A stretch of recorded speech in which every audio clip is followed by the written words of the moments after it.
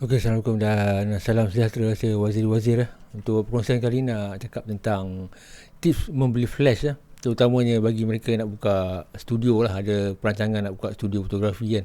Mungkin untuk sama ada studio sementara lah, contoh untuk hari raya, hari-hari tertentu ataupun yang permanen lah. Sama ada nak sewa studio ataupun nak buka studio secara tetap kan. Ada orang yang kadang-kadang dia tersilap membeli flash tu. Tersilap ni maksudnya dia nak jimat kan. Nak jimat bajet, beli flash yang tak berapa nak kurang power kan. Lepas tu bila dapat job tu rasa macam tak cukup power flash tu kan. Walaupun dah banyak dah tutorial di internet tentang flash-flash ni kan, tapi mungkin ada masih ramai yang bukan tak faham ataupun tak clear tentang kenapa kena beli flash jenis ni, kenapa kena beli flash jenis ni kan. Kalau kita tengok jenama Godok lah kan, yang paling popular lah kan. Dia popular bukan sebab dia bagus kan. Dia popular sebab dia harga dia mampu milik lah. Contoh kalau zaman saya dulu, ni cerita pasal dulu sikit lah kan. Ni kira 20 tahun dulu kan.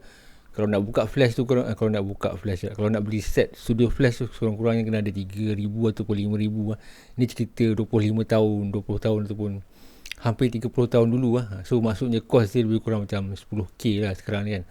Cuma sekarang ni dengan modal 1,000 ataupun tak sampai 1,000 pun mungkin kita dah boleh dapat 2 set lighting daripada Godok lah kan.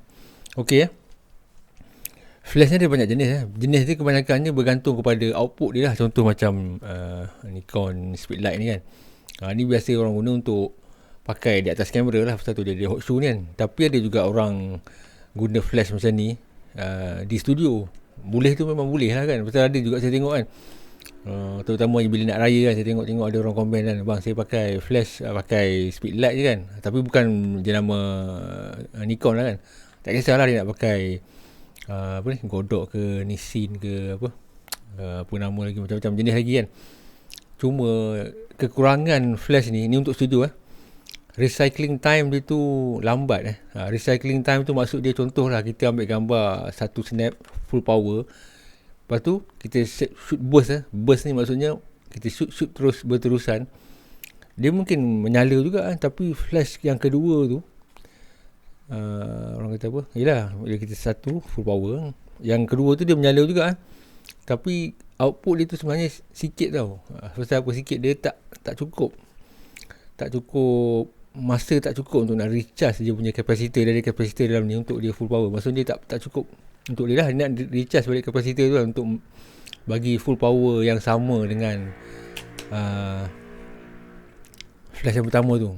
Siapa yang pernah guna flash yang terutamanya macam hot shoe jenis macam ni kan, sama ada Godok ataupun Nikon kan, kadang-kadang bila kita ambil flash tu menyala kan, tapi kadang-kadang kita tengok kenapa shot yang pertama ni terang, shot yang kedua ni mungkin terang juga, lepas tu shot yang ketiga tengok gelap kan. Salah kamera ke, salah teknikal ke, bukan pasal apa dia, sebab dia adalah itulah macam sebagai itu tadi lah, recycling time dia tu lambat. Dia tak full power lagi, kapasitor dia tak cukup masa nak recycle, tak penuh lagi. Lepas tu kita dah shoot kan, so hasilnya gambar yang kedua ketiga tu mungkin jadi gelap lah. Lepas tu kalau kita tak tengok pula dia punya result tu, makin huru-hara lah gambar tu. Mungkin momen yang cantik tu gelap, ataupun ada cahaya tapi tak kuat. Sebab tu macam flash macam Nikon ni, dia ada ready button ni. Ready button ni maksudnya merah kan. Maksudnya kalau dia menyala warna merah tu, tu dah fully recharge lah. Kalau dia gelap lagi, maksudnya flash tu tak cukup power lagi. Kita boleh shoot tapi output yang keluar tu kurang So apa kaitan flash ni dengan studio? Macam studio kan, kalau kita ambil gambar portrait orang macam ni kan, seorang, okey tak apa, ada masa lah tunggu santai-santai kan. Tapi kalau kita ambil gambar group foto, terutama yang melibatkan ada satu keluarga, ada anak-anak kecil kan, kita perlukan mengambil gambar dengan agak pantas ni macam ni lah. Kita shoot kan, mungkin pop masa flash tu kita nak dia menyala full power, 5-6 shot straight tu full power tu, bukannya 5-6 shot, satu shot tu full power, shot kedua tu momen cantik, flash tu dia keluar tapi dia tak cukup full power, so subjek tu gelap. Lepas tu kita terpaksa edit balik dalam Photoshop, nak naik terang kan. Boleh naikkan terang gambar yang gelap kalau kita terang dia akan jadi noise lah. Lepas tu mungkin ada yang kata, bang sekarang ni banyak noise reduction lah, ada topaz lah itu ini kan. Betul lah, tapi benda-benda tu semua dah mengambil masa kita lah. Sepatutnya kita boleh buat kerja dengan cepat, deliver kepada customer cepat. Ni kita terpaksa menghadapkan komputer pula sebabkan kelemahan tertentu tu lah. So balik kepada flash ni kan, contoh macam ni kan, okay, dia tak sesuai pasal itulah macam saya beritahu, recycling time dia tu. Satu recycling time, satu lagi kalau untuk studio dia memerlukan limpahan cahaya yang banyak. Dari satu bergantung kepada kita nak output tu macam mana.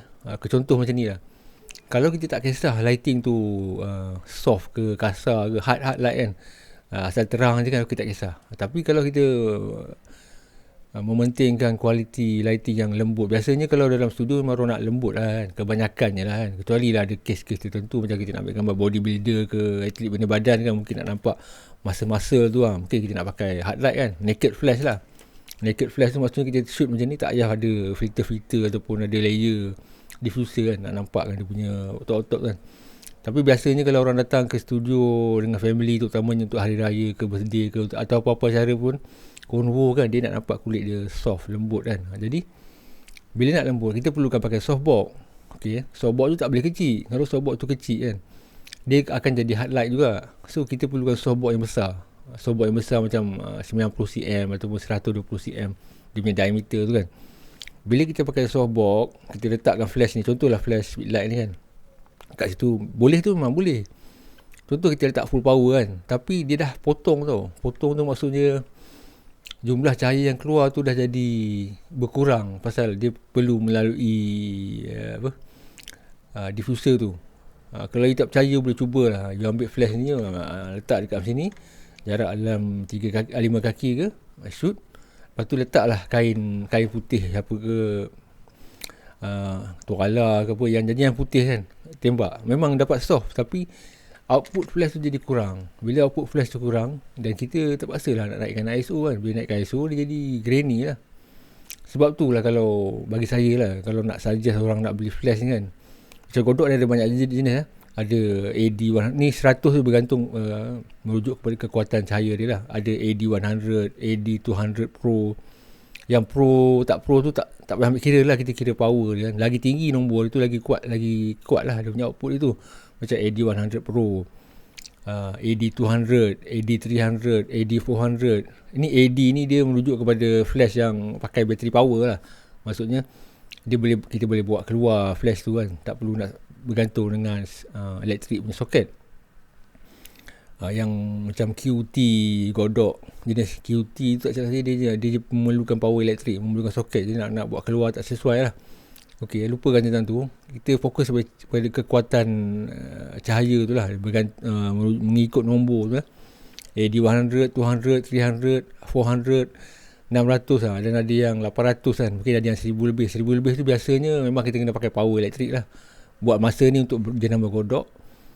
Jenama lain pun ada juga, mungkin ada yang kata ini abang ni ada sponsor Godot. Tak ada ni kalau nak pakai brown color ke pro photo, kalau ada budget pakai lah.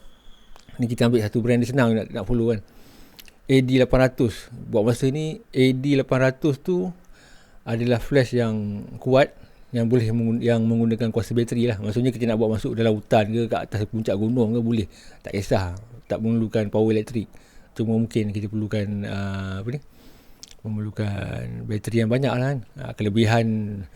Kelebihan flash yang menggunakan bateri ni itulah, dia bebas daripada wire lah. Kita nak alihkan sana sini senang, tak terikat dengan wire. Okey ya.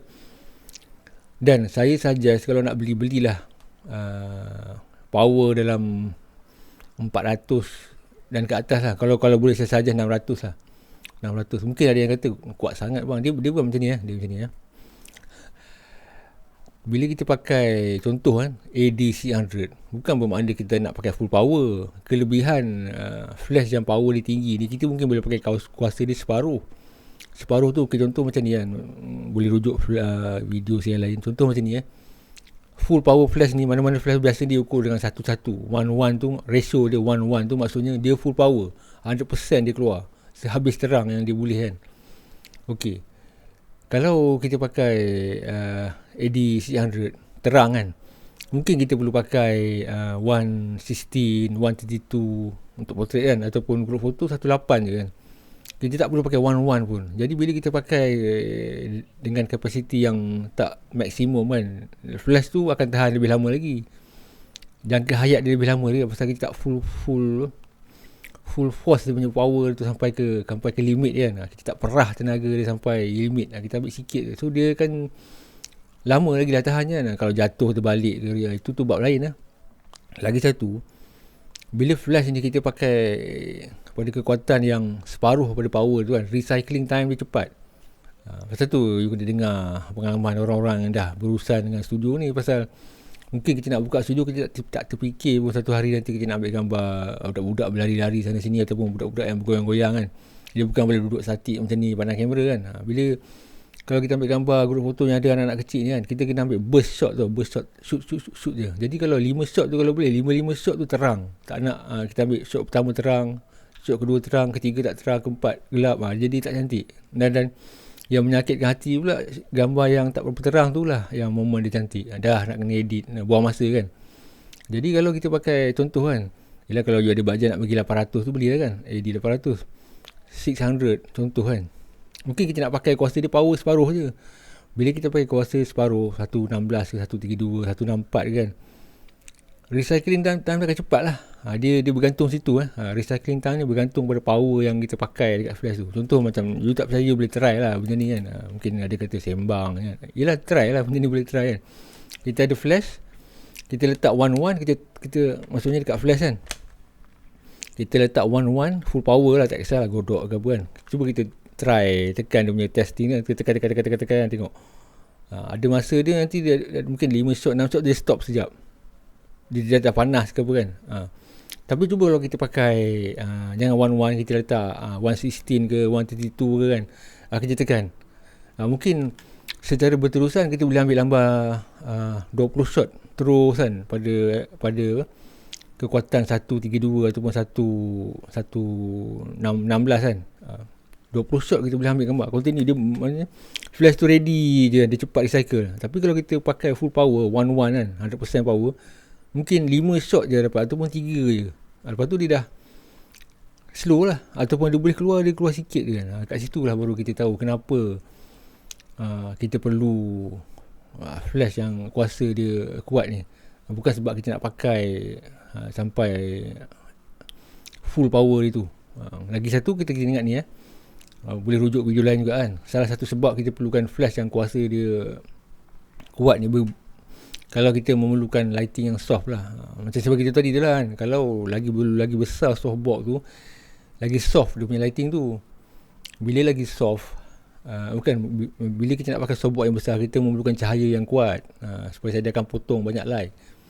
Mungkin ada yang kata bang, kalau dia mungkin ada yang kata dia ada belajar kalau nak lighting tu soft, flash tu kena dekat dengan orang. Betul lah.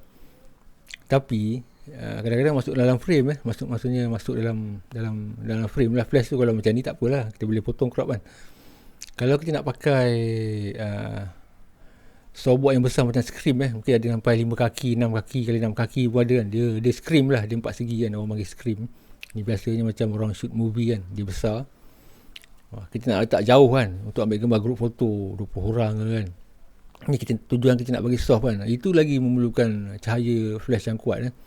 Jadi tujuan ni kalau boleh kita tak nak guna ISO yang tinggi. Maksudnya ISO 1000 ke 2000 ke 3000 kan. Tapi kalau dalam studio nak pakai sampai beribu-ribu ISO kan, bagi saya baik tak payah pakai flash langsung kan.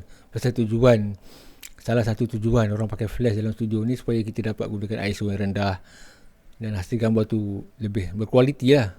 Dia memang dia punya warna dia, kontras dia semua lebih cantik pada ISO yang rendah. Tapi kalau kita pakai flash dalam studio, ISO masih lagi 1000, 2000, 3000 ke atas kan. Bagi saya baik tak payah lah, pakai je lah lampu Kalimantan ke apa. No point lah orang kata kan. Itulah kita kena faham beli.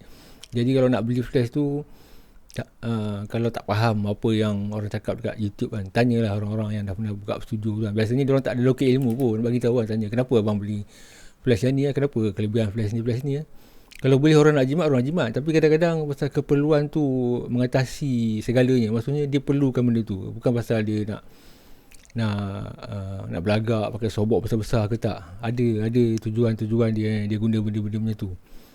Dan saya pun biasa tengok hasil kerja kawan-kawan lah, tengok memang bila kita tengok hasil gambar dia cantik, lembut, saya tertarik nak tengok softbox macam mana yang dia pakai.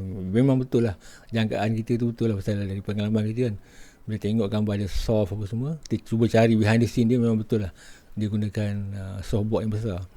Bila softbox tu besar, memang lighting tu kena kuat lah. Boleh tak pakai ni macam sebagai tu tadi, kalau tak faham boleh tu memang boleh, tapi recycling time dia akan jadi lambat, dan juga output dia akan jadi sikit, dan memang kita kena naikkan ISO tu pasal dia punya power dia tak kuat lah. Jarang lah orang guna boleh tu saya cakap tadi. Kadang-kadang pelik juga ada orang buka studio hari-hari pakai ni, abang ni okay, tak apalah nak pakai kan.